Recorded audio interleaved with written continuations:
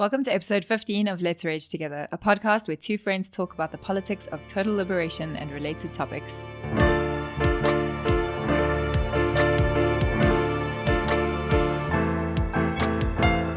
We annihilated the world before your very ears. You can't handle the truth.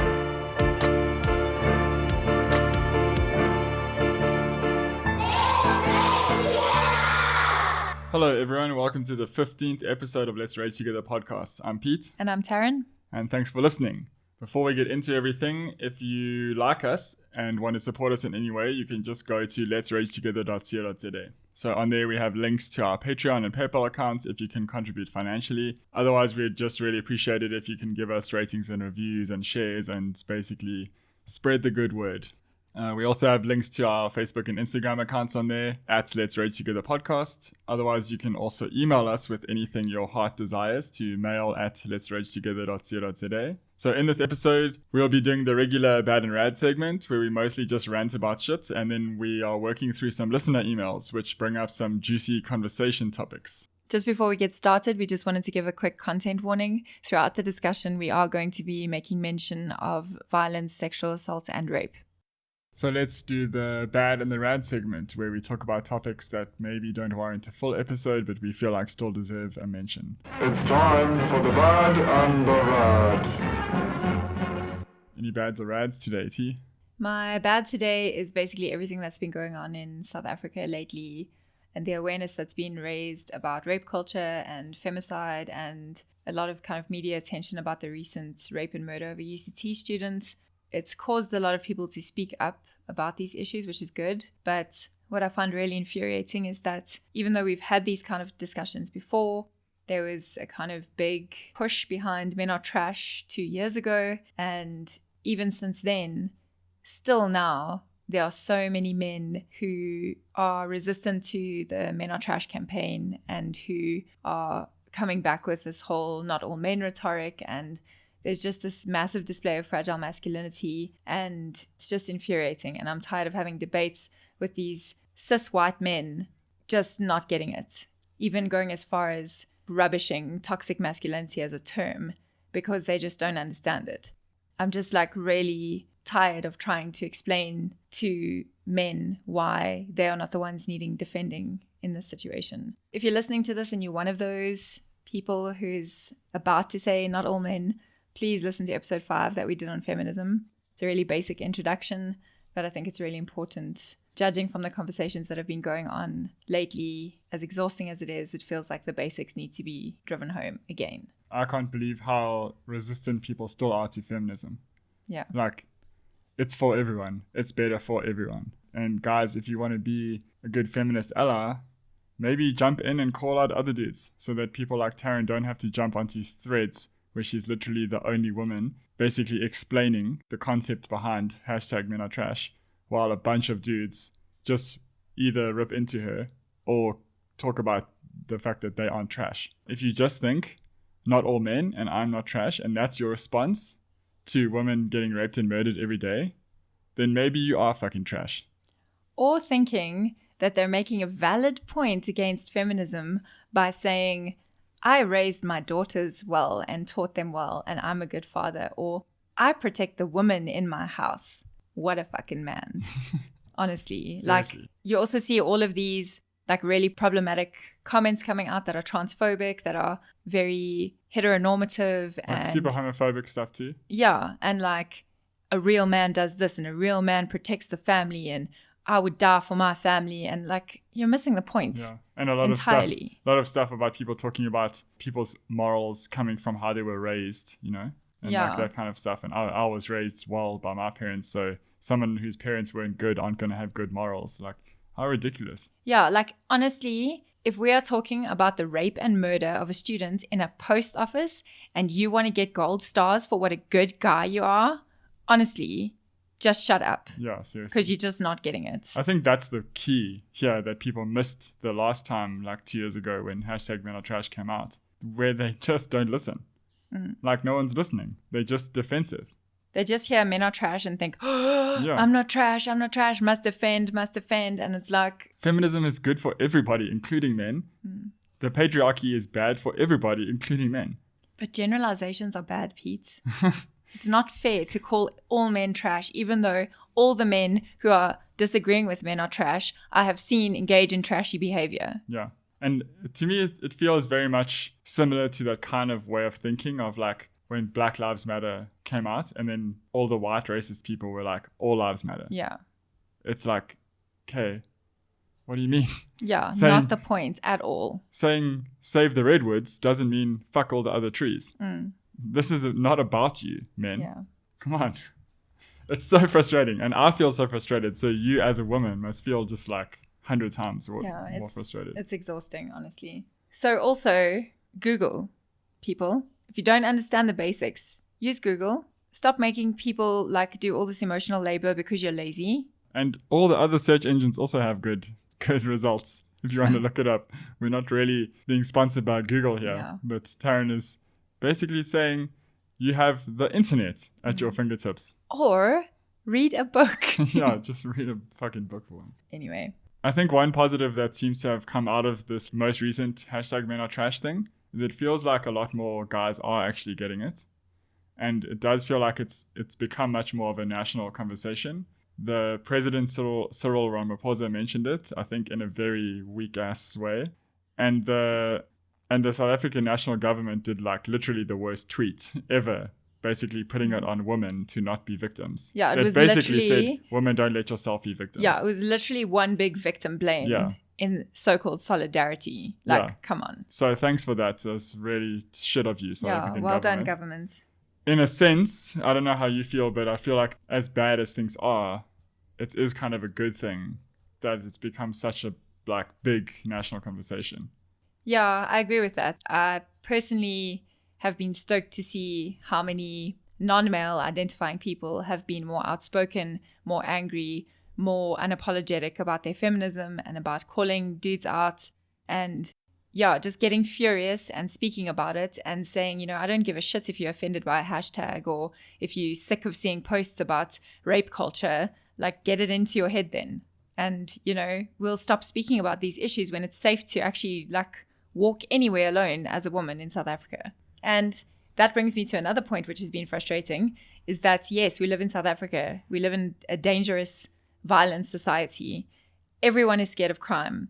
But when you're speaking about femicide and you have a bunch of dudes saying, but I've been a victim of crime, so what's the issue? We're all scared.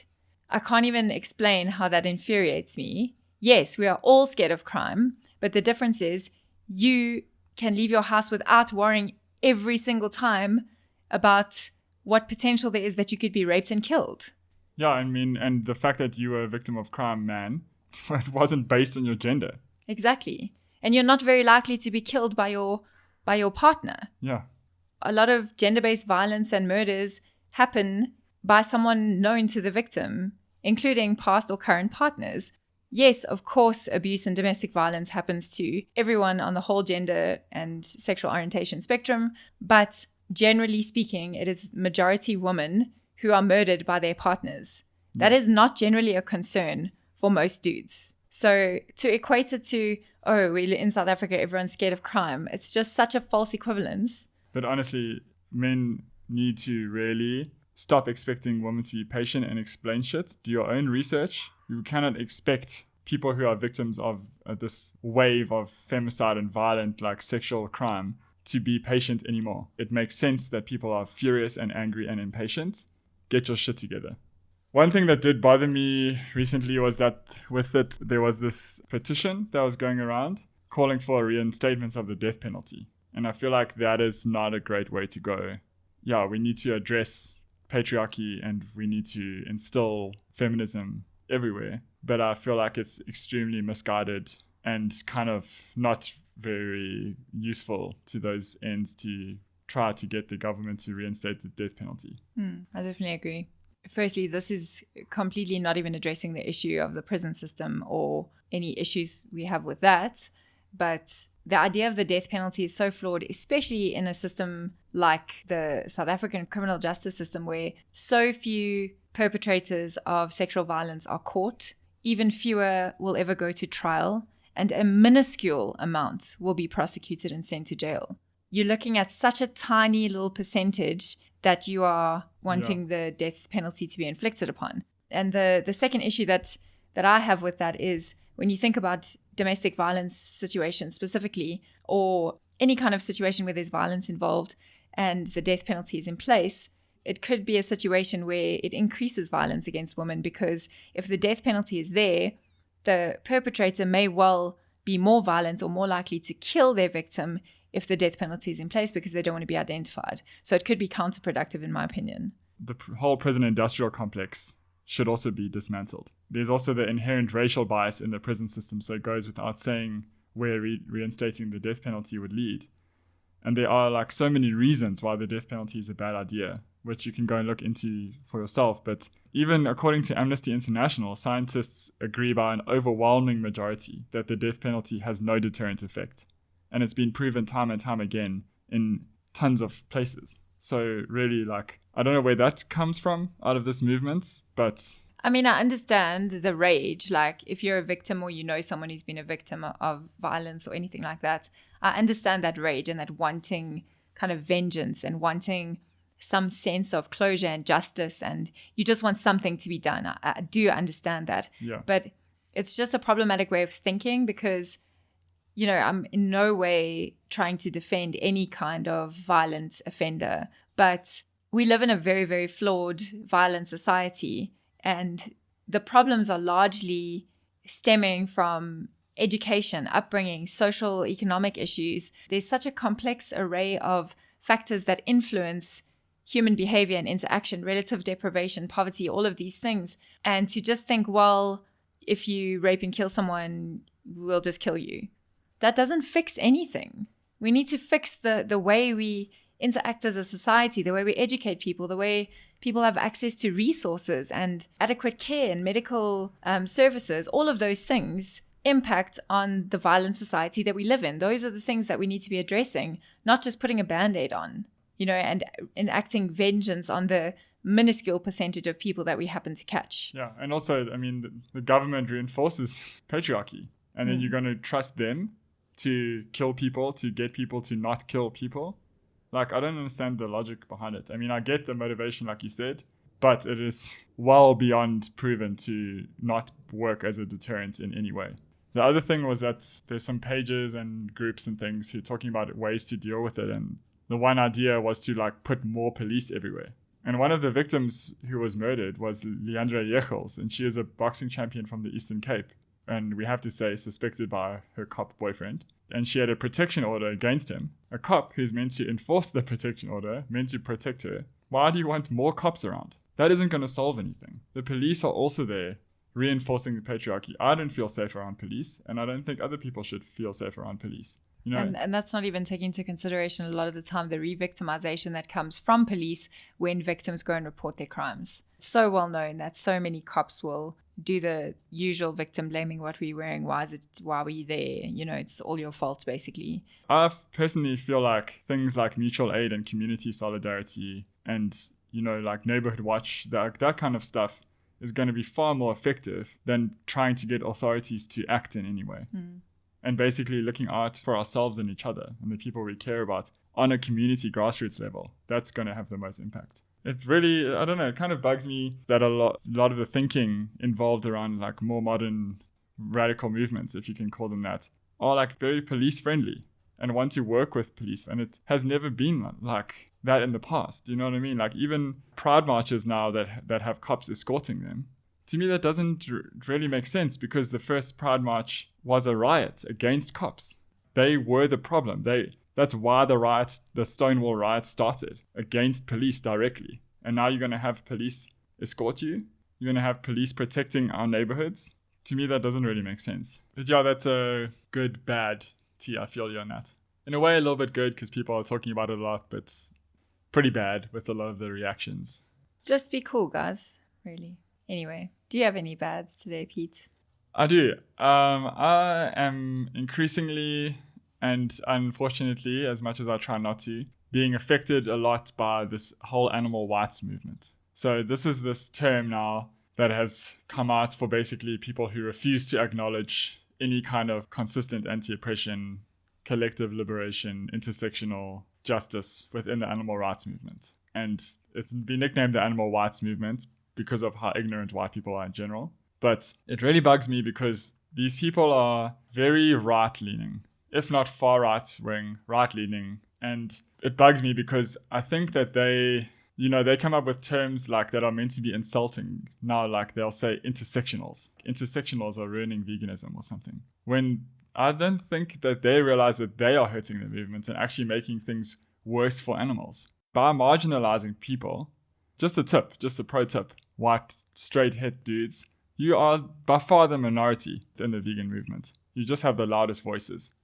So every time you marginalize people by being homophobic and misogynist and sexist and racist and even like sympathizing with Nazis, you are cutting off so many people from being open to veganism and animal rights and the animal liberation movement and hurting things for animals. Very single issue like that you only care about the animals and nothing else.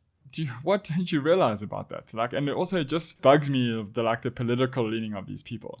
Was it Donna Haraway who said it matters what ideas we use to think other ideas with? No, it wasn't Donna Haraway, but I think she quoted it. Okay. But to me, that idea is important. And I think Christopher Sebastian sums it up well when he said, no movement for liberation has ever been born from conservative ideology. And when conservatism appears in progressive spaces, it is always to the detriment of the movement. The ALF has the anarchist A, circle A, in it. The animal rights, animal liberation movement has always been a radical left movement. And I don't understand why we are being so sympathetic and so tolerant of these types of people being, in quotes, leaders of the animal rights movement. And it really bugs me. Like people, they make fun of gender pronouns, homophobic, misogynist, sexist, so much toxic and fragile masculinity, like Nazi sympathizing. I even saw a comment where someone went as far as saying that fascism would be a good way to promote veganism. What? Yeah, it's wild. And just for anyone who's not entirely clear what Peter's talking about, when he's talking about animal rights, it's basically people within the vegan movement who are spewing this whole for the animals only kind of rhetoric, and also not only being ignorant of, but directly saying problematic stuff about other oppressed groups as well. And it is generally straight cis white men who are doing this and saying, stop speaking about other issues. It's not about other issues. It's about animals only. Yeah. And I mean, this is like very high profile people that people talk about. Anonymous for the Voiceless, Vegan Gains, Joey Carbstrong, Gary Yourofsky. I mean, I don't know how many names I need to mention, but all of these people are part of the animal rights movement. Some are even anti-poor, like Joey Carbstrong.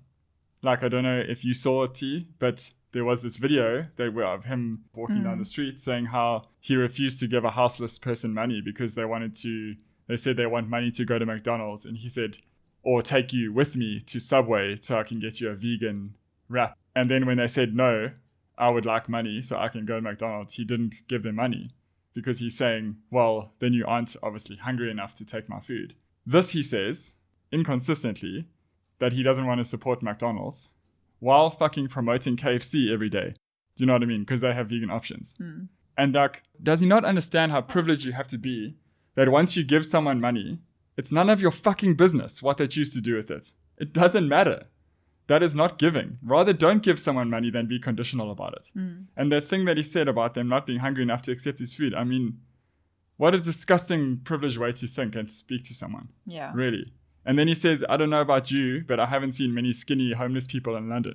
Well, sorry that houseless people aren't skinny enough for you, Joey. All these people better not be making any parallels to any other forms of oppression if they're doing outreach, because then they are being inconsistent with their anti-intersectional outlook, because then they are trying to draw intersections between oppressions. Look, I understand how some people are like, yeah, but I don't want to support exploitative industries to help someone else. I get that kind of like initial feeling, like I don't want to buy animal products no matter who it's for. But like you said, if someone is hungry or out on the streets, that is really not the time to try and guilt them or instill your ethics into them and say, you know, you're not worthy of my help if you don't understand my ethics right now, this second, which probably took me years to take in. But hey, I know you're struggling and you're worrying about where you're going to sleep tonight and probably what you're going to eat for the rest of the day. But never mind all that. You need to understand my ethics right now.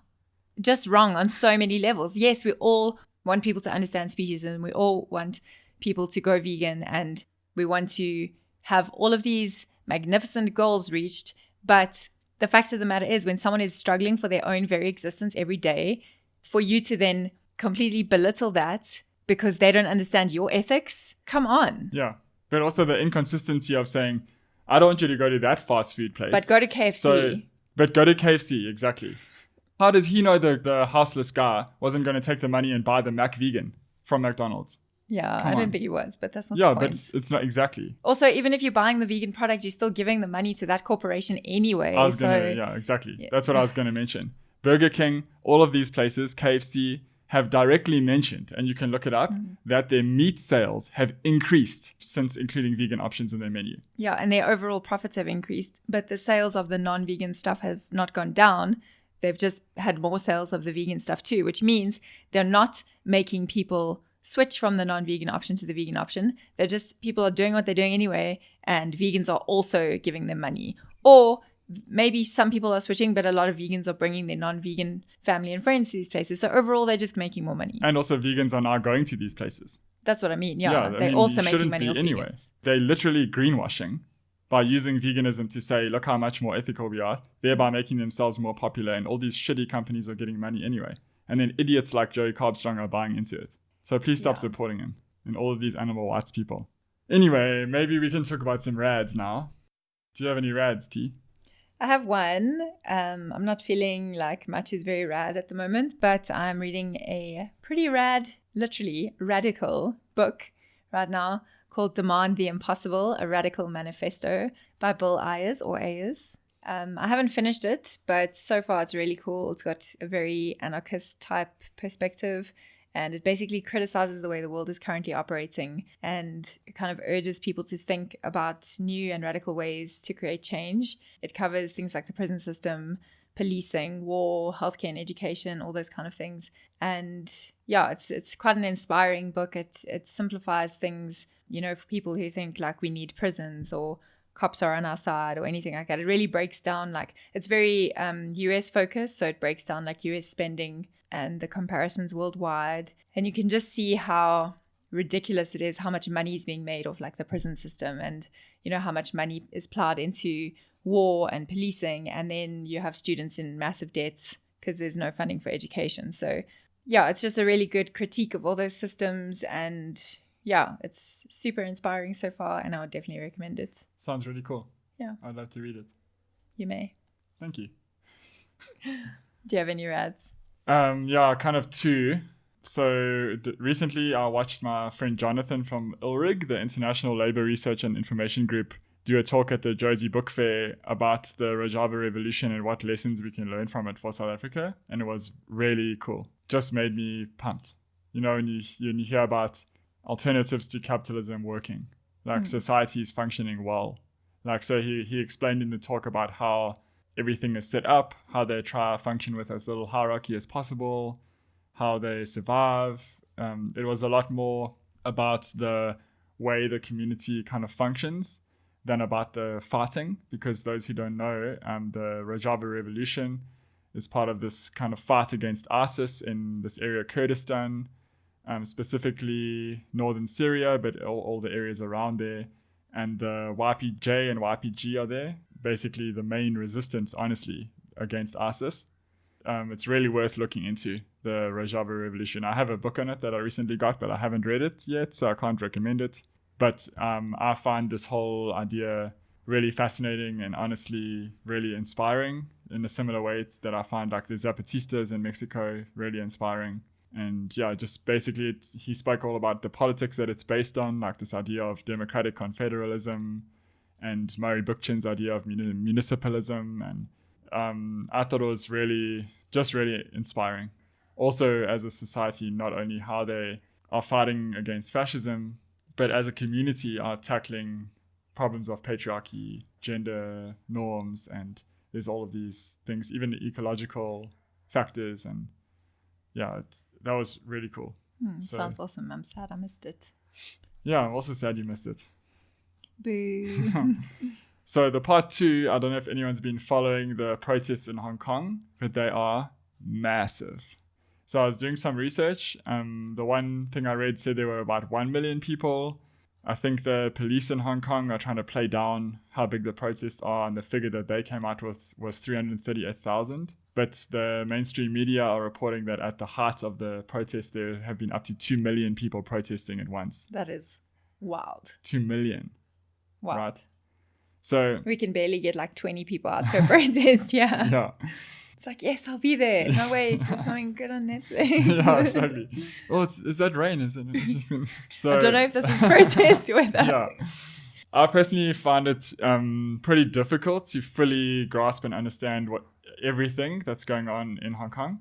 But for those who are interested, Crime Think has a really informative article about it, and we can post that in the show notes. Basically, the protesters have 5 demands. And one of them has been met, which was kind of what the whole protests were based on, which is the removal of an extradition bill that basically allows the Hong Kong government to extradite fugitives in China and other areas that Hong Kong doesn't have extradition agreements. So basically what that means is that people are worried that being in Hong Kong, which is like an autonomous country, and then this extradition bill being passed means that they would be subject to like the legal jurisdiction of China within Hong Kong. So it kind of undermines the autonomy of the country.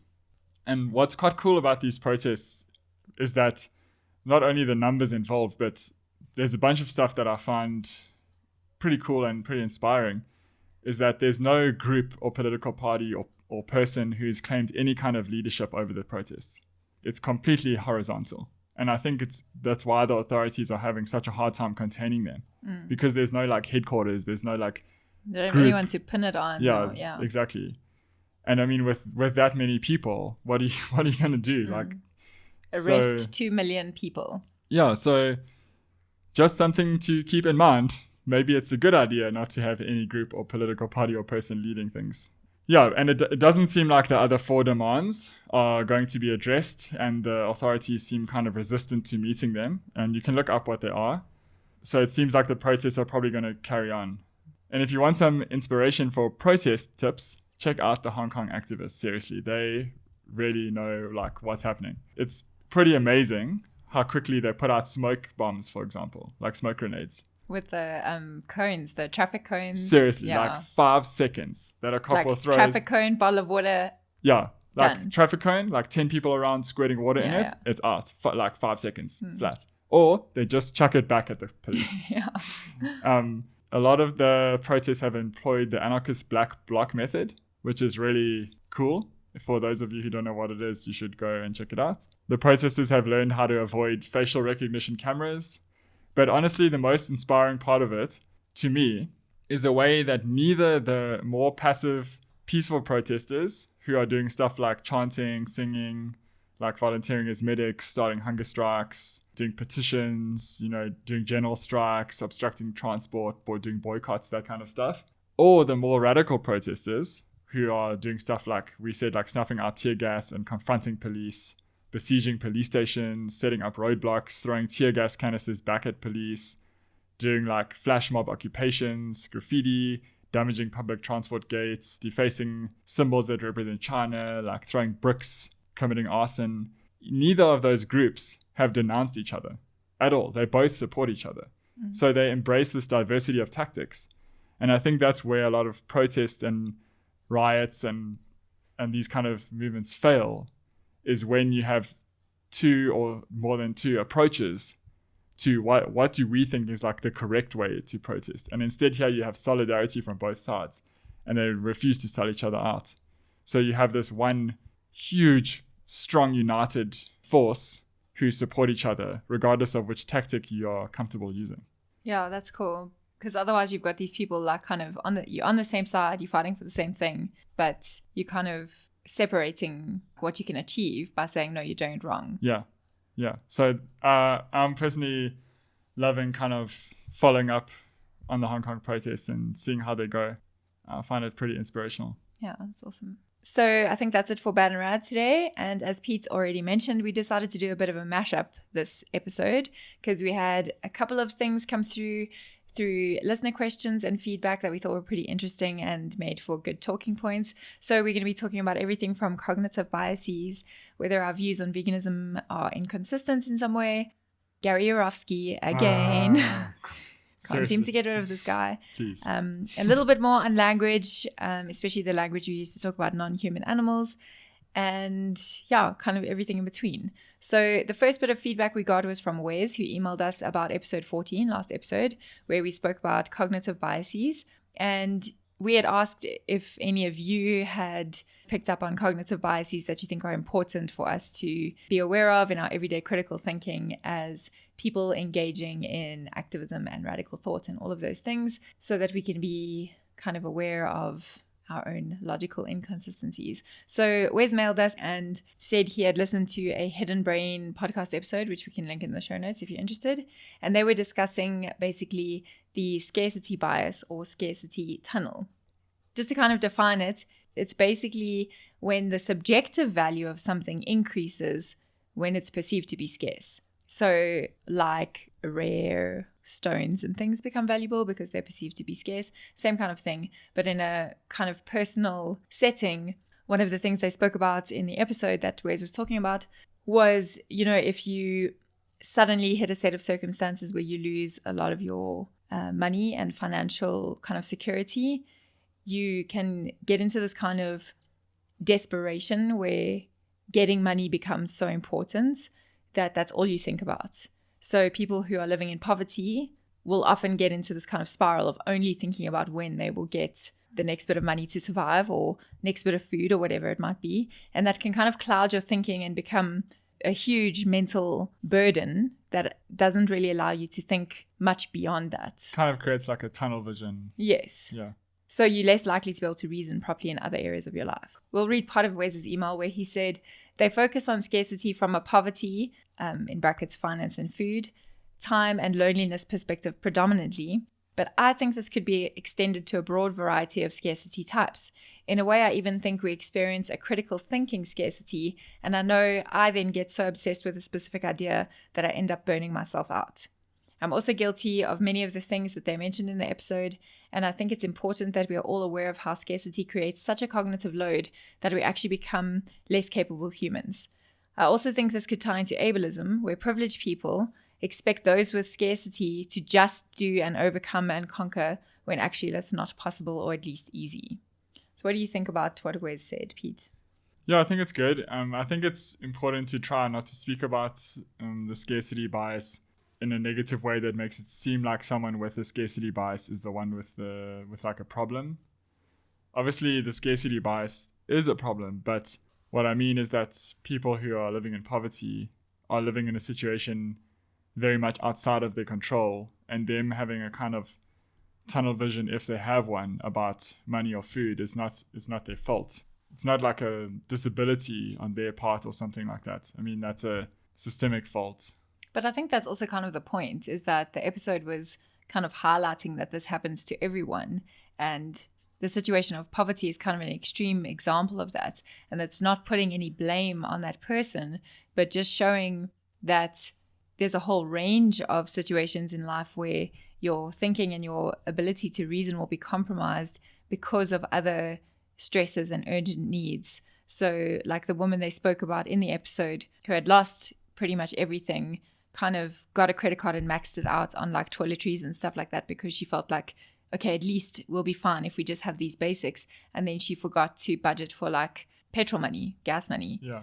It makes sense that you would make logical errors when you're in that kind of mode of scarcity, because you almost panicked about the thing that you don't have, that you obsess about it and you put everything into it, and sometimes to the detriment of everything else. So if you are living in poverty and you're so worried about food, money, or whatever it may be, you might not be able to budget effectively when you do get money, because you're just kind of thinking, I have money, I need food, I'm going to just buy this thing. And you don't really have the mental capacity to think, could I be making a better purchase to make this money go further, to kind of benefit me in the long run? So I think that's the whole point, is not to kind of vilify someone in this situation, but to make us aware of it so that when it's happening, we can think, okay, I'm operating from this perspective. I might not be super logical right now. Yeah. I mean, in a way, it's easier to sympathize with someone, say, for example, who's got this kind of scarcity mindset, who's in poverty. It's more kind of like easily recognizable and understanding.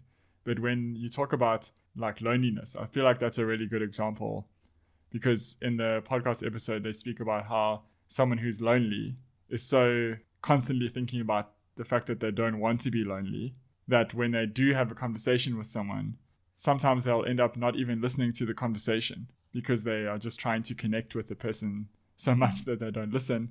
And then they kind of shoot themselves in the foot, because then they like trying not to be overbearing. Yeah, exactly. Yeah. And then the person thinks, oh, this person's awkward, and then they don't want to hang out with you anyway. And so then you're more lonely. You're more lonely. And that's kind of difficult, because you can't really tell like this person is lonely. If someone is in the scarcity mindset of loneliness and speaking to you, you're probably just going to think, wow, this person is quite rude or awkward. But if you know a little bit about their context, you might be able to infer that maybe they're lonely if they're being a little bit clingy or overbearing, and you might realize actually maybe they just need someone to talk to. So I think the awareness of this, like the awareness of all cognitive biases, can help us to be a little bit more compassionate to people, whatever situation they're in, because you realize like how you might be judging them in the moments, like the person who is financially strapped for cash and then blows all their money on something that you think is super irresponsible. If you think about it from the perspective of scarcity, they're acting out of that kind of panicked state, and it's not irresponsible. The same as how Wes says it can be kind of like ableist to look at someone. I don't know if the scarcity bias ties in very well with like a disability, because that's more of a long-term adjusted state of living if you have kind of become disabled over the course of time. Yeah. Or you're like born disabled. Yeah. I mean, I don't know if it's the same as something suddenly happening that makes you feel deprived. Obviously, it has its own challenges, and maybe there is some element, but I would think that there's probably a better way to describe it. But I understand where he's saying, you know, it's easy for privileged or able-bodied people to say, just overcome it, just get over it, just do these easy steps. Like when I'm saying disability, I also mean like mental health, like depression or something like that. It's easy for people to say, just go for a run, just do this, just do this. Those are all, you know, sometimes good bits of advice to give, but they're not always possible, and they're not always easy to do when you're in that. I mean, I can relate, like as someone who struggles with like pretty bad anxiety sometimes. I do feel like sometimes it's the scarcity mindset of when I can feel myself being like super anxious, all I'm thinking about is relaxing and trying not to be anxious. So then I end up not being present. Yeah. Because I'm just thinking like tunnel vision, like stop being anxious. I don't know if all of these things would actually be encompassed under scarcity bias as much as just tunnel vision because of anxiety or because of whatever. But the kind of mode of thinking is helpful to understand that people can operate, whether it's a scarcity bias or something parallel, from that kind of panicked mode. I mean, I think if you zoomed out and you did make it kind of more of a broadly applied concept, it's quite a good way for people to learn empathy, because I think that all of us in some way suffer from some kind of scarcity bias. We all feel like we don't have enough or that we're missing out on something, and it can become something that you kind of obsess about, and then so lose out in other areas of your life, or kind of hurt yourself or hurt other people because you are always stuck in this mindset of like, oh, I need this, or I don't have this, or, you know. Yeah, for sure. That's a super interesting thing to be aware of. Thank you, Wes. Then our next listener question / feedback is all from one person. Her name is Annalise, and she had quite a lot of comments and questions within her email. So we've kind of broken it up, and we're just going to we'll read the majority of it, but not all of it because it was quite long. But she basically said, "Hi, my name is Annalise, and I recently came across your podcast, and I've been going through all the episodes. I really enjoy the podcast, and it brings up new ideas that I've not heard before, enlightens prejudice, and is really eye-opening when it comes to intersectionality, anti-capitalism, and systems of oppression that humans have created. Through listening to this podcast, I've been able to recognize and pinpoint that I unfortunately am racist and have white privilege as an 18-year-old middle-class white girl from Holland, Michigan, USA. Thank you. I'm going to work on this. That being said, I also have some things from the podcast that I would like to learn about and challenge." So firstly, thank you very much for this email, Annalise, and I think it's going to be quite interesting to delve into. It's always rad to hear that someone new has discovered the podcast and has made you think. So Yeah. that's rad to hear. It makes me think that we're doing something worthwhile. So yeah, we will delve into the rest of this email. Pete, do you want to read the next section? Annalise says, I'm sometimes confused about the importance placed on living a vegan lifestyle. You both did an entire episode about the definition of veganism, but I still don't fully understand who a vegan is. Are there someone who doesn't ever purposefully exploit non-human animals for food, clothing, entertainment, makeup, etc.? Is a vegan someone who recognizes the worth of non-human animals, yet purposefully buys or pays for their exploitation directly because they do as little as they are able? So if this means eating a chicken once a week or cow twice a week, that is okay because they are practicing veganism as far as possible and practicable. Maybe I'm not understanding veganism as a political position as well as a moral one, because in my opinion, these people are not vegans, if they purposefully cause the direct exploitation and murder of non-human animals. I think we should work to make it possible by eliminating food deserts, etc., for them to be vegans because it's an injustice to both the humans and non-humans involved that these people cannot practice veganism. So I think this is a great point / question that you raised, Annalise, and it's one that a lot of people, I think, kind of debate and misunderstand each other on. And we spoke quite a lot about this in part 1 and 2 of our episode on what veganism actually is, defining veganism. And from my perspective, I totally agree with what you're saying. We shouldn't have food deserts. It should be possible for everyone to be vegan. And this raises a lot of issues of food injustice and environmental racism and all of these things that make it really difficult for some people to be vegan. So when you ask if someone is vegan, if they just kind of do what they are quote unquote able to do and have chicken flesh or cow's milk or whatever once or twice a week because that's what they think they're able to do. No, in my opinion, they're not vegan if they're just using it as a kind of cop-out. Yeah.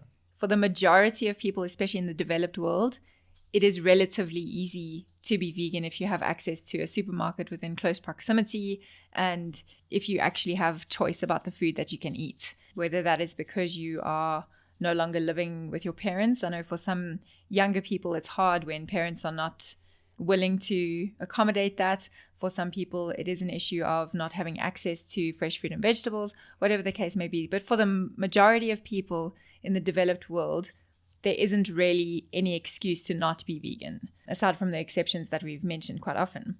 So from what you've said, I would say no. For the most part, those people who are using it as a cop-out are not vegan. But what we were trying to say in those episodes is we cannot be so strict as to say if someone has to consume some kind of animal product because they don't have another option, that we should then call them not vegan. As far as practicable and possible means as far as practicable and possible, not as far as you feel like it. So I definitely agree that we should work towards making it possible. And this is why we speak so much about human and non-human animal justice, because it is an injustice for humans and non-humans that not everyone has access to vegan food and vegan products and things like that. It is an injustice for everyone, and that is why we do need to fight for both. Yeah, and I really appreciate that Annalise mentioned eliminating food deserts. I think that's really important to recognize that it's actually very privileged and ignorant to just have a blanket statement of, oh, veganism is easy, because it isn't. There are things like food deserts. So it's really great that you recognize that. Yeah. And like Taryn mentioned, there are examples where, like, say you're a student in the US and you have massive student debt and you're working 3 jobs and you can only eat at your university's cafeteria. Maybe you're going to university in a very conservative state or something and they don't have any vegan options. I personally feel like those people could still fully understand veganism and speciesism and have vegan ethics and vegan politics when, as a lifestyle, they maybe cannot practice it. And personally, I wouldn't tell that person that they aren't vegan. If when they have the option, when they do have the option, they are consuming vegan, plant-based food, and they are like practicing their vegan ethics as far as possible and practicable. But some people like cannot. And I think it is, like you said, by far the minority of people who can't. So it is wrong to use it as a cop-out and just be like, oh, I really just felt like it. Obviously, if there's an option to eat a plant-based or animal-based thing and you go for the animal-based thing, yeah, you aren't vegan. But as far as veganism is understood as a political stance and as an ethic, then I feel like you can still understand that and embrace that and be anti-speciesist and pro animal liberation and total liberation, even if you cannot practically and materially practice it. If you're like 98% vegan, but there are some small compromises you have to make because you just cannot avoid it, then you're still vegan. But it's just about really looking at whether someone's being disingenuous. Yes, or, exactly. You know, if you can normally tell when people are like, oh, I would love to be vegan, but I can't. And you're like, you know that person can. You know that they're not in a difficult situation that prevents them from buying a vegan burger instead of another burger. Then it's generally pretty easy to tell, like, you're full of shit. Like, you could be vegan, you just don't want to. That's really the difference that we were highlighting, is that there are some cases where not everyone is able to. But yes, for the majority, obviously, that's probably not going to be the case. But we just have to be aware of the exceptions so that we don't make these blanket statements that are insensitive to people's situations. So the next part of the email says, sometimes I feel like there is a double standard when it comes to justice for humans versus non-human animals in your views. I totally agree that white people should not insinuate themselves into other cultures and abuse and change them for our benefit, but sometimes we give leeway to people of other cultures because we don't want to impose. I was shocked to hear that you weren't against the tribal hunter-gatherers murdering animals. I think it's wrong to hold double standards for humans versus non-humans in this situation. If it would be wrong for them to chase down humans and kill them for sustenance, if they don't need to survive, I don't see how allowing the murder of non-human animals wouldn't be a double standard. I think it should be made possible for all humans to practice veganism. I don't know, we wouldn't excuse racist or sexist behaviors and let them slide because of a different culture, so why would we allow speciesism to slide? I also understand that the colonialists shouldn't tell them how to run their culture, but if there are rights violations happening, isn't that a problem? Maybe I'm just an abolitionist vegan, in that if non-human animals matter morally, we cannot justify or let slide any exploitation and murder that happens to them. So that's also a really great question. What do you think about that, Pete? Yeah, it's a really good, pretty challenging question. I think what Annalise is referring to a comment I made in one of the previous episodes when we were talking about hunters and their excuse they make in terms of conservation and everything. And I was separating like Western industrialized nation hunters versus like tribal indigenous gatherer hunters, because I feel like they exist in different categories. The reason why I think they should be separated is because indigenous gatherer hunter people are not the ones responsible for the climate crisis that we are going through. They aren't the ones responsible for the sixth mass extinction that we're going through. They aren't the ones basically ruining the earth. We are. The capitalist states, the nations who use all of the resources, the people who outsource the real costs of what we consume to the third world, to these areas where indigenous people live. And so, as much as we might not like what they do, I don't feel like it's our place as privileged Western people to tell them how they should or shouldn't live.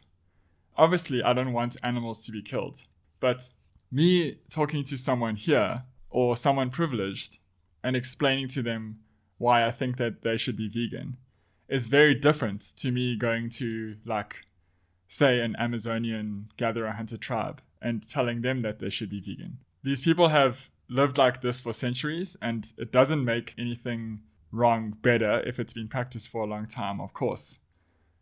But I do think that colonization comes in and crushes these cultures, and it also likes to shift focus from itself by blaming these other cultures.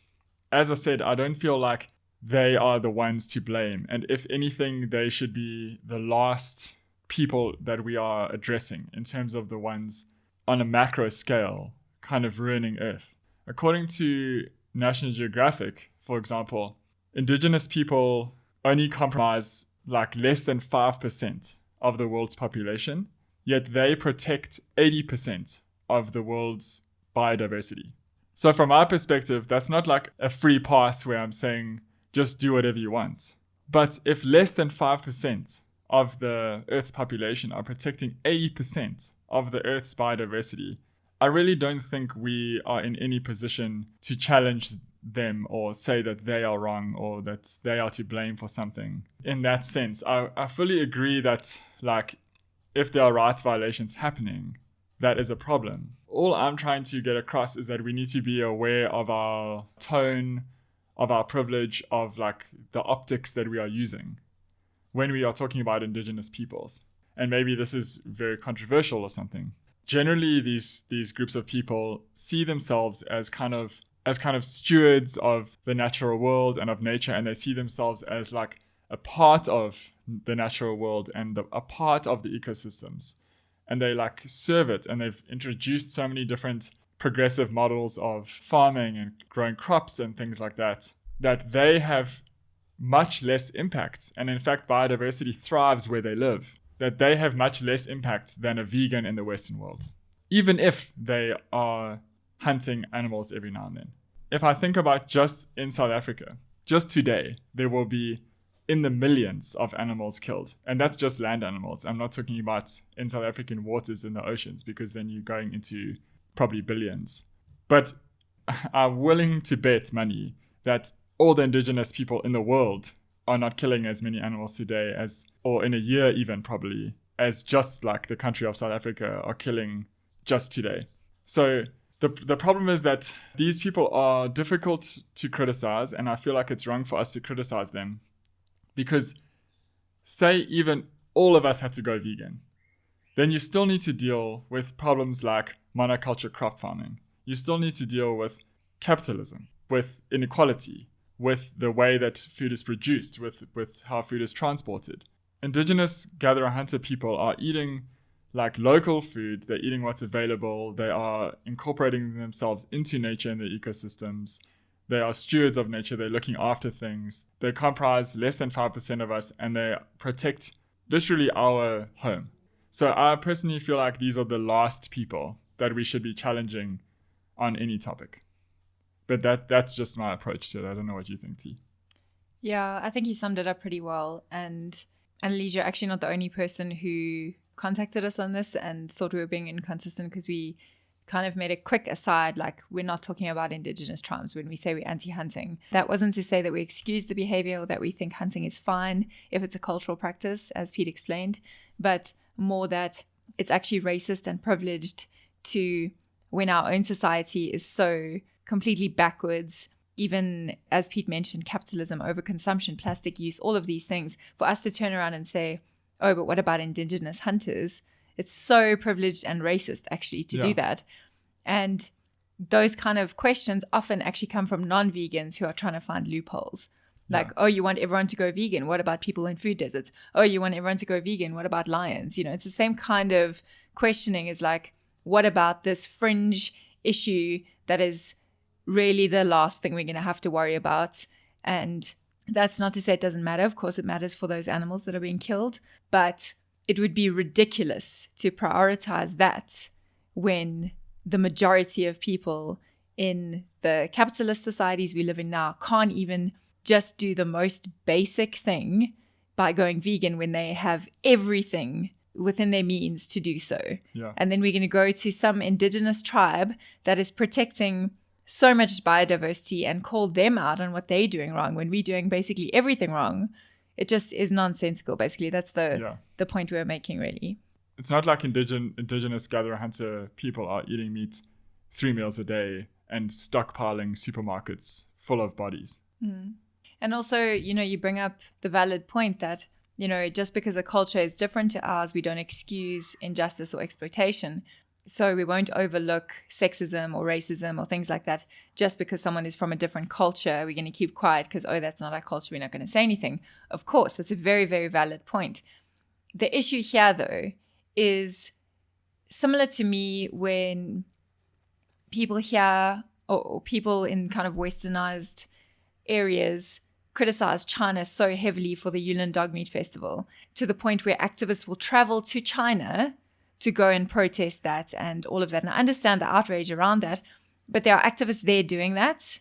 Yeah. And there are enough issues where we are to fight against. So it actually becomes just an issue of racism to go halfway across the world to protest something someone else is doing when in your own backyard there are massive atrocities happening. And why is it worse that dogs are being killed than cows? Well, that's exactly the thing. It becomes an issue of racism. The two issues are and both... it's speciesist.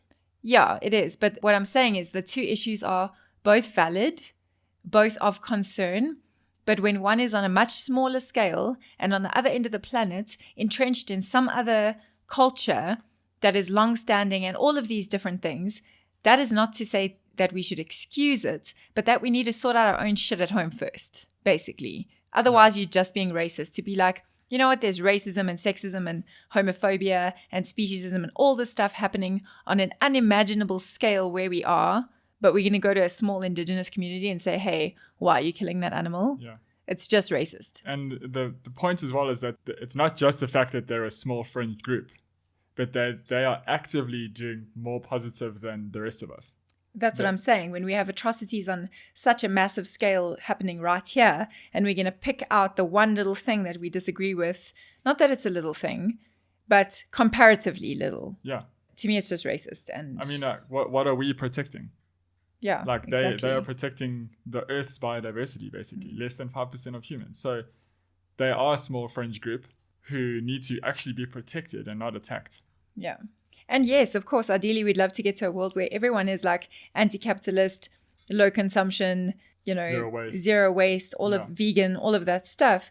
When we're at that point, then yes, let's look at all these fringe groups and say, hey, you're still eating animals. Have you thought about a different way to do this? And hopefully by that time, everyone has access to fresh fruit and vegetables and grains and everything, and we can have a vegan world. But chances are the world's going to go up in flames before that. So, but I mean, I don't even know if I agree with that fully, because then that brings in the problem of globalization, of colonizing them. Like, why can't you just leave them alone? Do you know what I mean? If groups are like living untouched by Western culture, why would we want everybody to be the same?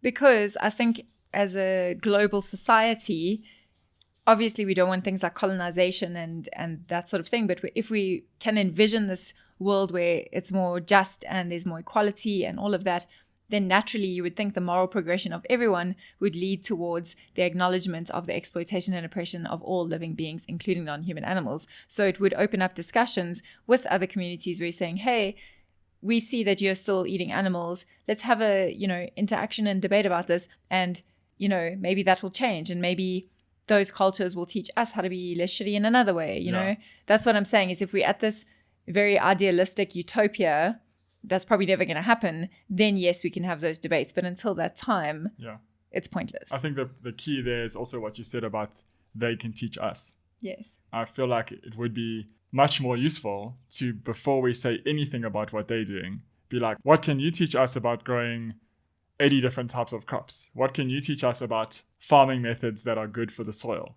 Like that's the kind of stuff we should be approaching well before we say you shouldn't be killing that one buck per week. Yeah. Not to minimize the life of the buck. That's not what I'm trying to do. But I just don't think it's even remotely comparable to how we live in the Western world, even as vegans. But that's what I'm saying is that while we're committing much bigger atrocities in so many different avenues, that we shouldn't even look at that until we've sorted our own shit out. And that means learning from other communities and cultures and things like that. And it's really arrogant and racist to think like we need to tell everyone how to live because we know best when we clearly don't. So, like I said, we need to sort our own stuff out. And only when we're at this utopian point where everyone is pretty much like at the pinnacle of morality can we have these little discussions about who's still killing one animal a week and who's still using one kind of plastic, then we can have those discussions, but we're not anywhere remotely close to that yet. Yeah. To sum it up, I just feel like we should honestly just, for now, protect and admire and learn from and leave indigenous gatherer-hunter people outside of the conversation because they are doing a lot of good for the world and we don't compare in any way. Yeah, I wouldn't say leave them outside of the conversation, but...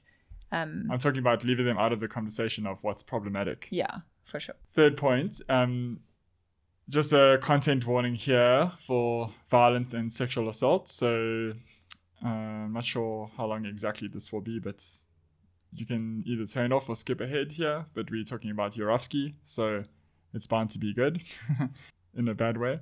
Anyway, so Annalise's point is, Gary Yourofsky, thank you for bringing him up and talking about him on your podcast. I did not know that he said any of those things, and I'm shocked that he talks about inflicting those horrible things on people, and I don't want to excuse what he said, but maybe I can give a new perspective on it. So Annalise here is talking about the episode we did on Are All Animal Rights Activists Worth Supporting? And in that we speak about Yourofsky as well as a bunch of other activists and groups. And we played some clips from some of his videos and ways that we feel like is really not acceptable and why we feel like none of us should be supporting him as an activist. So Annalise goes on to say, I never would want those things to be inflicted or brought down upon anyone. I do, however, wish that people understood the pain and trauma they were causing when committing acts of injustice or paying for anyone to inflict these actions on anyone, non-human and human persons alike.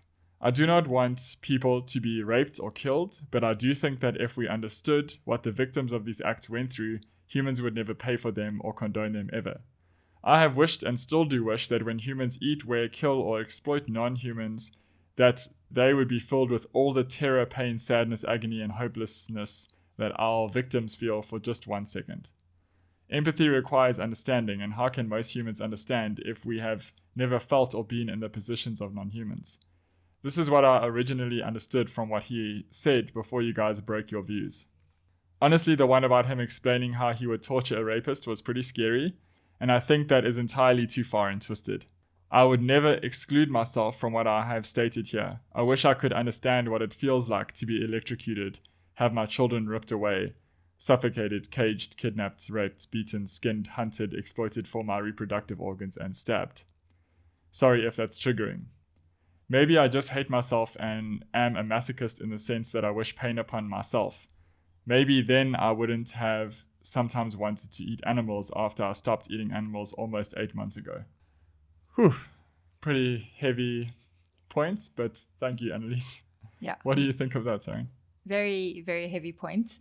I see where you're coming from here, and I'm glad that you asked this, Annalise, because I think a lot of people are kind of swept up in the logic that Yourofsky uses and in kind of rejecting speciesism and wanting to elevate the experiences of non-human animals to that of humans. There is this understanding that we should speak about non-humans in the same way, and we should inflict pain and trauma on humans who harm them in the same way. I think that is really incredibly dangerous and problematic for a number of reasons. Firstly, the way Yourofsky speaks about violence towards humans for inflicting suffering on animals. We have to remember, and we've spoken about this before, that many of us, or if not all of us, were raised in a non-vegan society, in a non-vegan household a lot of the time, and we're not raised vegan. We didn't know any better growing up. We were not given the information that we now all have.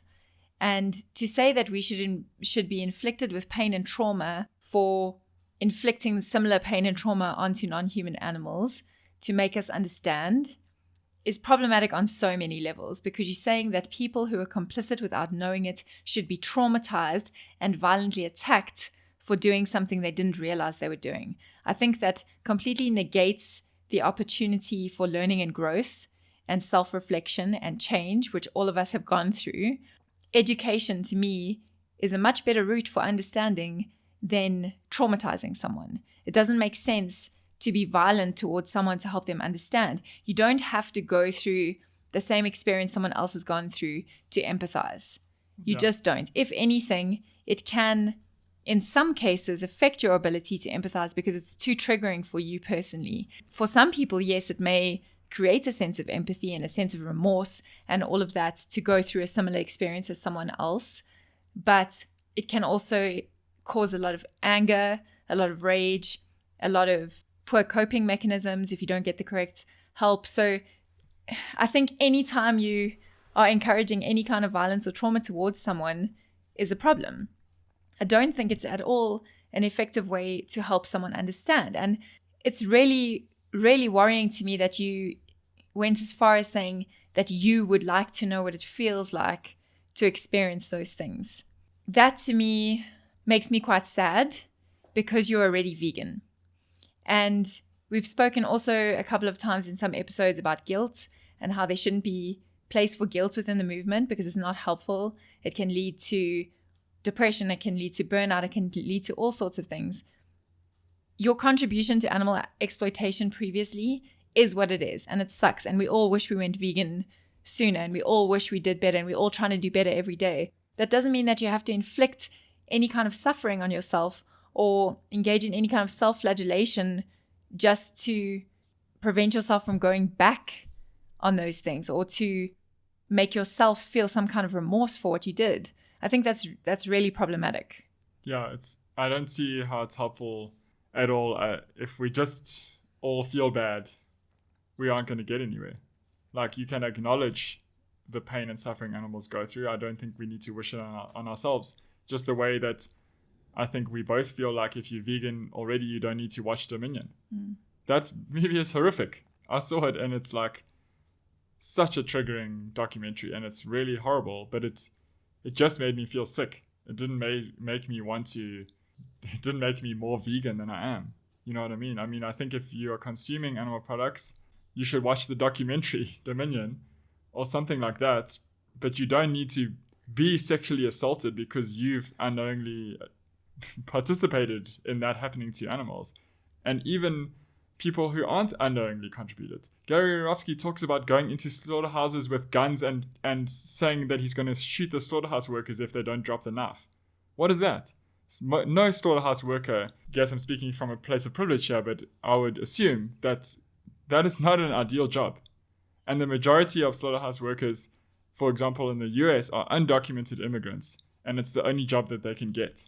So those people are knowingly killing animals and hurting animals, but they don't want to be doing that. They're also oppressed, yeah. They're also oppressed, like the animals are oppressed. So even to say that the people knowingly deserve to be punished for what they're doing is so simplistic. It's such a simplistic, problematic way of understanding. And I fully agree with you, what you're saying, Taryn, about guilt is not helpful. It can only lead to burnout, to this kind of like self-flagellation mindset where you are constantly thinking about the suffering of animals instead of working towards the liberation of animals.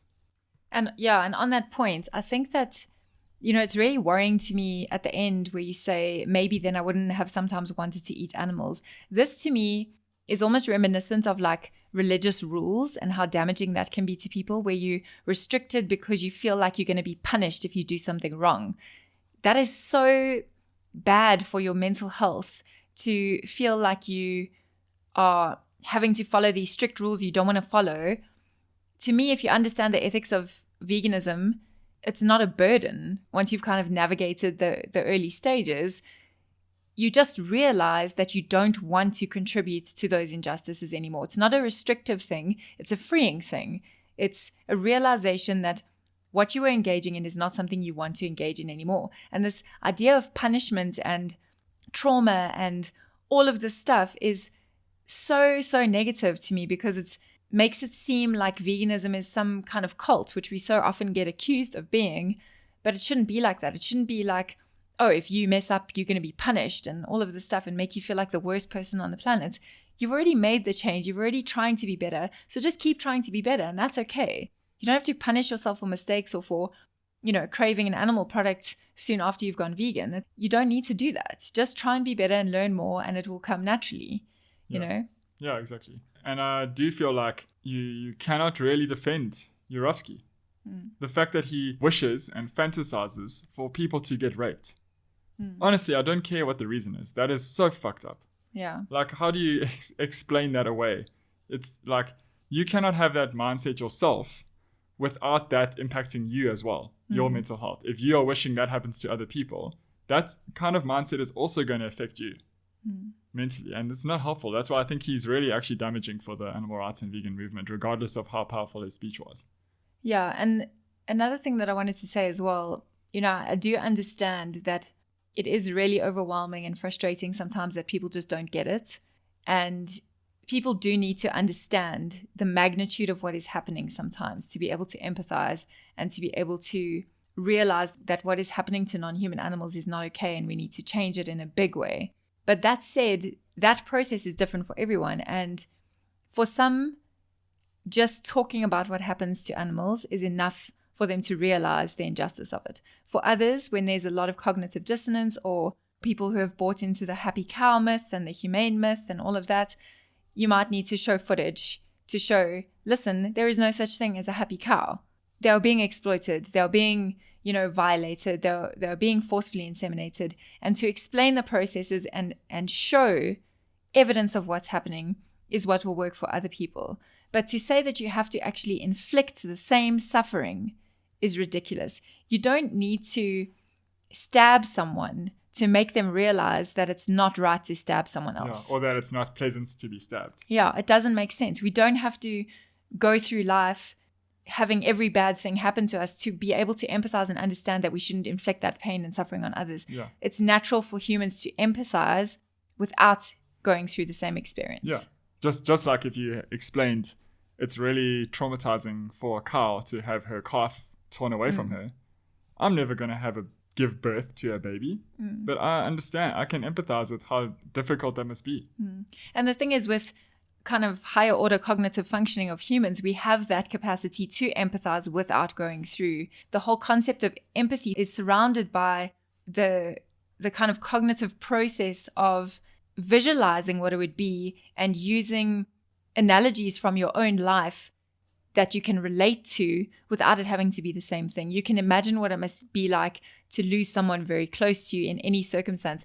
That is a similar feeling that will be evoked if a child is ripped away. So you don't have to have that same experience to be able to visualize how it would feel. In a nutshell, we still don't agree with Yourofsky. We think his language and all of that stuff is disgusting. We don't think anyone should be tortured or raped or mutilated or anything to be able to empathize with what happens to non-human animals.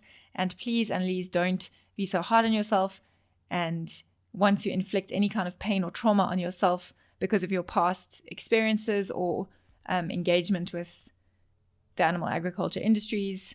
You're doing okay. You're vegan. You're fine. Just keep trying to be better all the time. We all need to do that, and that's enough. Then the next point in Annelies's email is language. I really enjoyed your language episode, and I'm re-listening to it to make sure I soak up all the knowledge espoused in the episode. That's very flattering. We espouse knowledge. I was surprised to learn that you don't agree with the use of some words when it comes to explaining what non-human animals face. Words such as rape, murder, and slavery. I understand why this wording can be somewhat triggering to people who have gone through rape, but I don't understand why you'd think non-human animals aren't worthy of these words being used when they go through the exact actions. This to me comes back to having double standards for humans and non-humans. Why are humans worthy of having these words used for them, but non-humans aren't? I also agree that we should highlight and talk about the systems in today's society that allow for these things to happen, such as patriarchy, but isn't not using these words invalidating the experience of the non-human persons in our world? Also, another great question. That is a great question. I just wanted to say there's a really great Instagram account that recently started interacting with us on Let's Rage Together called Animal Resistance. And they put up a pretty good post that we've spoken about before because we're referring to non-human animals a lot here. And I think that they made a good point in their one story of talking about other animals. So you just say other animals. I feel like because if you say non, it's already kind of putting the base of humans are the base of moral consideration. The default. Yeah, which so we kind of mentioned in our episode as well. Exactly, on dissecting language. It was just something that they had said that, like, to me echoed what we had said in that episode. But yeah, just something to keep in mind for anyone listening. Like, maybe it's more helpful to say that other animals than to say non-human. Like, you wouldn't say like non-white. Although I guess also if you're saying white people and other humans, it is also kind of making it a default, but not as directly. But I see what you're saying. Yeah. I mean, I'm not saying that Annelies is saying anything wrong. So I think that there's a slight misunderstanding of what we mean when we say these words are kind of inappropriate to use when we talk about animals. I don't think we said murder, did we? So I use murder pretty often for other animals. So I think it's a slight misunderstanding of what we're talking about when Annelies mentions that animals aren't worthy of these words being used. Because I think the misunderstanding comes in there when she uses the word worthy. I have a problem with, say, for example, using Holocaust as an analogy for what happens to animals. If you look up the dictionary definition, I'm sure you can find some way to use it because you can probably say, well, that is exactly what's happening. But when you say the word Holocaust, that is tied to a very specific historical event that happened to Jews by Nazis. When you say Holocaust, people think to that, right? And not only is it incorrect because the Nazis were trying to eradicate Jews off the face of the earth, and that is not what humans are trying to do for animals. We're actually trying to breed way too many of them so that we can satisfy our greed and consumption. But I think that things need to be used within the context that they are appropriate to be used in. And I think that what happens to animals is bad enough to stand alone without trying to hijack other movements and other oppressions or to undermine in some way or to use in some way what other people have gone through in order to get people to understand what happens to animals. For example, saying rape in terms of what happens to other animals. Cognitively, I cannot say whether the same thing is happening to humans or to other animals when they're being sexually assaulted. The difference is that a human person who is being sexually assaulted by someone understands what is happening, generally. This also happens to people who can't understand. But rape victims and rape survivors have a very specific trauma that this word invokes. While you can draw parallels and analogies to what happens to other animals, we have to be aware that the words we use can be very triggering to humans who have gone through things like this. For example, I know there are some Jewish people who a lot of vegans like to use as like them saying it's okay to say the animal holocaust or whatever. But would it be a good approach to speak to someone whose grandmother was in a concentration camp to try and get her to understand veganism or try and get them to understand veganism by using the Holocaust as an analogy?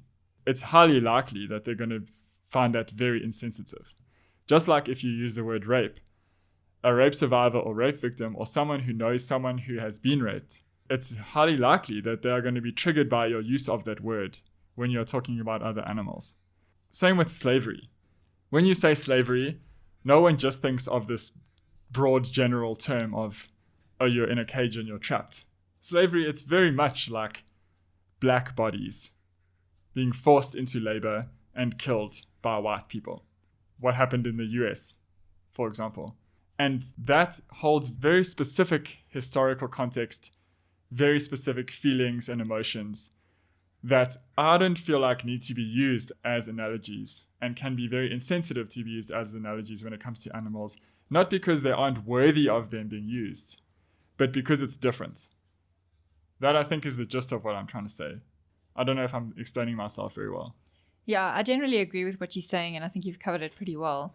But I would also say, Annalise, I understand where you're coming from, because previously I've also asked these questions and thought, is it not speciesist to deny the use of these words for animals? Kind of what you're saying now, if the same thing is happening to them, why are we saying we can't use the same words? Because by saying their experience is different, we're saying that it's less than, and that's speciesist. So I understand that mode of thinking entirely.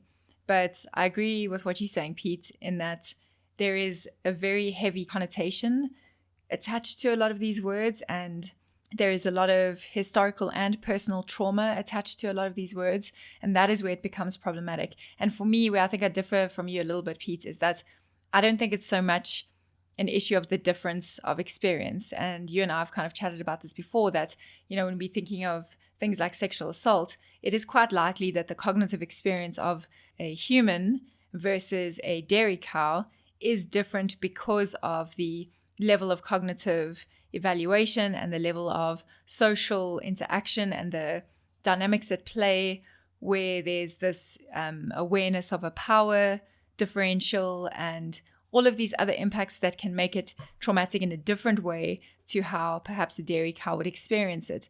But for me, that difference is not even the issue. The issue is also, I think, summed up pretty well in Carol Adams's Sexual Politics of Meat, where she speaks about the absent referent. And when you talk about the rape of animals, there is an absent victim, which is a human victim. When we use the word rape, there is a social construction around that word that you can't escape. Like when you say, a woman is being treated like a piece of meat, you are invoking the image of a butchered body of another animal, but in so doing, you are erasing the existence of that animal by reducing the woman to a so-called piece of meat. So you are using the violence and exploitation to make a point about humans. But in making that point, you are erasing the existence of the animal. So it's a kind of two-edged sword. And I think that is kind of what's happening here when we use these words for animals, is that, yes, by dictionary definition, we should be able to. The problem is, as Pete said, when you're advocating to people, I think it's better to err on the side of caution. Even if dictionary definition makes sense, you can use the word, it logically explains what you're talking about. When it's such a loaded term, and when you're evoking images that are so tied into human experience and history that you are then minimizing and erasing the experience of those individual humans by shifting the focus to the animal, the same way that you're erasing the experience of the animal, the butchered animal, when you say someone is a piece of meat. So I think we just have to be careful about those nuances and rather reframe our language in a way that is kind of welcoming to everyone while driving home the seriousness of what is happening. And that is not to belittle the experience of other animals, but we shouldn't make humans feel like we are belittling their experience to prove a point about some other injustice. Even if you think it is the same thing happening, it's still better to, like T said, err on the side of caution. And I don't want anyone to get me wrong in understanding what I said as me saying that something being different means that it's less or more than. I do think that the word rape, for example, is very much about power. And when you now are changing it from human on human violence to human on other animal violence or non-human animal violence, it's a different type of power being exercised. The human on human is a power that is understood by both humans. And so I personally feel like rape is very human specific. And when we're speaking about animals, sexual assault is more appropriate of a term to use because their reproductive capacity is being exploited. They are being sexually exploited and abused. But the term rape, I think, is not just a sexual thing. No, it's not at all. It is a power thing. The sexual thing is just kind of not a small part of it. I don't want to diminish anything. Well, it is about power and violence. It's not Exactly. a sexual act. It's about power and violence. And someone who is raping someone has a very different intention than a farmer who is forcefully impregnating a cow in order for another cow to be produced. I would be wary, and I 100% understand and mostly agree with what you're saying. I would be wary of saying that there is not this knowledge of the power at play because we don't understand what animals understand. So for them, there might be an acknowledgement that they are powerless in that situation and that we can't know what kind of experience that is, especially having it repeatedly happen. So I don't think either of us is in any way downplaying or belittling that, but just that it's really just not helpful to the movement or to any humans that we want to understand what we're trying to get at. It's not helpful to anyone to use triggering language that could make people feel like we're belittling their experience, basically. I do really think that human, non-human interaction can also be understood in terms of power. I just mean that in terms of if you're using the word rape, it's like a different power being exercised. But I agree with what Taryn is saying, that we just need to err on the side of caution when using them and just be sensitive with how they're used, because personally I feel they aren't always even factually relevant. But yeah, we should definitely have discussions about these things and just be wary of using words that are triggering to humans. Just one other point that I wanted to add, though, to kind of counter what we've said. One thing that I have done, and I personally, and maybe you, Pete, or anyone else might disagree with me, one thing I've personally used in outreach that I think works better and I think is more acceptable than jumping to words like slavery or whatever it is, but in having an in-depth conversation where you can identify the values of the person and discuss with them the parallels between the mechanism of oppression, not equating them, not saying this is the same thing, but saying, do you see how the process of power and domination and exploitation is the same? The mechanism of that oppression, that the mechanism of the forced whatever it is can you see how systems of patriarchy and capitalism and things like that have enacted these violent, oppressive practices on vulnerable groups in the same way? So, for example, I remember speaking to a woman who was not really open to any vegan messaging. She had seen footage. She wasn't really open to it. She wasn't really on board with it. But then I asked her if she's a feminist. And she said, yes, of course. And I asked her why she's a feminist. And we kind of spoke about that for a while. And then I asked her if she could imagine what it would be like to have a child taken away. And she immediately recognized that that was horrible. And then I said to her, well, that is kind of what cows go through all the time. And then I explained the process that happens within the dairy industry. And I kind of explained that it's not the same thing, but it's the same mode of oppression. Yeah. It's the same kind of exploitation, the same kind of thinking that leads to those atrocities happening. And she got it immediately because it resonated with her feminism that what we do to animals is wrong in a similar way, the similar way that female bodies are exploited within the dairy and egg industries and all of that. So, I think you can make those parallels and you can make the comparisons in a way that is showing the similarities between the modes of oppression rather than the act itself or the experience of the individual. Yeah, I completely agree. The problem comes in where you're saying that something is the same. Yeah. But you aren't saying that if you're saying patriarchy is to blame for the domination of the bodies of cows and the domination of the bodies of women, for example. Yeah. So that to me is not the same thing as using it in the way she mentions. But yeah. So I just wanted to point that out, that we're not belittling that experience, but you can make the same point to people without offending them. Yeah, I completely agree. So last point, Annalise says, if I had another point, I forgot it. And I'm sorry how long this email is. Sorry if what I'm saying is nothing new and a waste of time if it's ever read anyway. Well, we actually do read all of our emails, and it was really great to read your email, Annalise. So thank you for sending it through. Yeah, and definitely not a waste of time. You raised some really important points that I think hopefully a lot of people will benefit from the discussion and get them thinking and give us more feedback or whatever, but it definitely solid questions. Thank you, Annalise. And she says, thanks for being critical thinkers and making vegans think about intersectionality. Just a point, actually.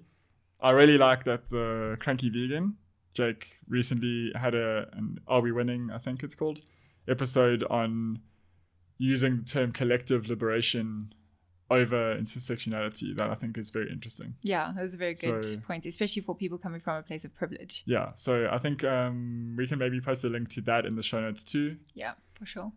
And then she signs off Annalise. And she said, P.S. My favorite episode so far is the Anarchy episode. Amazing. Yeah, it was a really fun episode really liked to do. It too, yeah. It was really interesting to learn about a way of rethinking, and I look forward to researching anarchism myself. Yes, do that, Annalise. Research away. Most enlightening episode was white privilege, because damn, I got to become an anti-racist and work on my patterns of thought and how I have probably contributed to this injustice. I wish that I was this work when I was 18. Same. High fives all around. Yeah.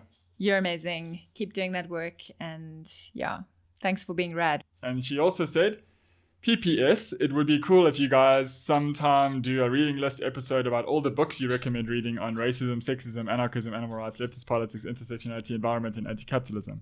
I know you've talked about books in separate podcasts, but it would be really cool to have a list. Well, we will do that. Good idea. We may just take that idea and maybe for one of our idea shares, every few episodes or whatever, we'll actually compile a list of maybe our top 5 books each that we think you should check out from recently. And yeah, we'll do that. And then we'll compile an actual written list as well. And if anyone has reading suggestions for us, throw them our way. Yeah. Also, Annalise was cool enough to send us companion animal pictures, which we asked for in the first few episodes. Just send us pictures of your companion animals. And she sent us super rad photos of her cats. So check out our Instagram page if you want to see those. Maybe if you see the story in time. Yeah. It's really funny. The one cat is called Chumpy. Orange and white proper name Sherlock. The pet shamey name is my sister's fault. I fought against it. And Ollie, who's a black and white cat. So you'll see those little catos in our stories. Yeah, if you don't see our stories, trust us, they are both very cute. So thank you for that. Thank you so much to Wes and Annalise for sending us such rad feedback and questions. And we had a good time discussing all of them. So hopefully you all enjoyed it. Please remember to email us at mail@letsragetogether.co.za if you have any questions or feedback or pictures of companion animals or any animals or hate mail, whatever. Yeah, you can also contact us via our Facebook page or Instagram account. But probably not Facebook because we forget. Yeah. But yeah, thanks for listening. And until next time, Love and liberation.